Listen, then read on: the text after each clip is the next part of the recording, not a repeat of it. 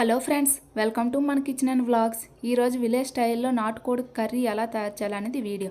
ముందుగా నా ఛానల్ ఎవరైతే సబ్స్క్రైబ్ చేసుకోలేదో సబ్స్క్రైబ్ చేసుకోండి. పక్కనే ఉన్న బెల్ ఐకాన్ ప్రెస్ చేయండి, ఆల్ ప్రెస్ చేయండి. నా ఛానల్ మీకు నోటిఫికేషన్ ద్వారా వస్తాయి. లైక్ చేయండి, షేర్ చేయండి, కామెంట్ చేయండి. లేట్ లేకుండా వీడియోలోకి వెళ్ళిపోదాం.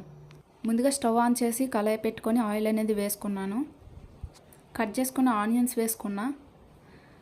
అలాగే కొద్దిగా పచ్చిమిర్చి, కరివేపాకు కూడా వేసుకోవాలి. ఇవి బాగా ఫ్రై చేసుకోవాలండి. కొద్దిగా సాల్ట్ అనేది వేసుకుంటే తొందరగా ఆనియన్స్ ఫ్రై అవుతాయి.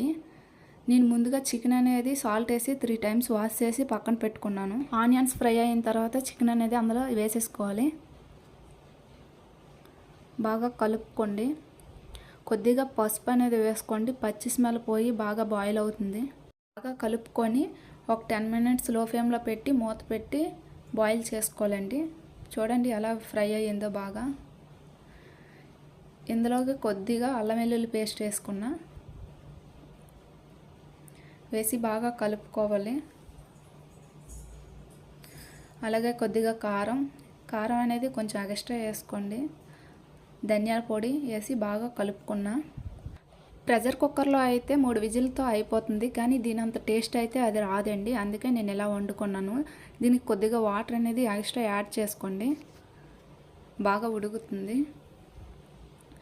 కొంచెం పుదీనా వేసి మూత పెట్టి బాయిల్ చేసుకోవాలి ఒక 20 మినిట్స్ వరకు.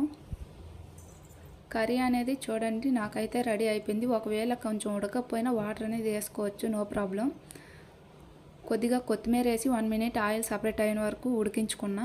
కర్రీ అనేది రెడీ అయిపోయిందండి. విలేజ్ స్టైల్లో నాటుకోడి కర్రీ ఎలా వచ్చిందో కామెంట్ చేయండి.